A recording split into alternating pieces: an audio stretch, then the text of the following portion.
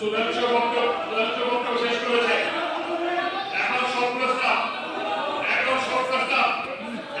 প্রস্তাব আজকে কার্যসূচিতে দুটি শোক প্রস্তাবের বিষয়ে উল্লেখ করেছে।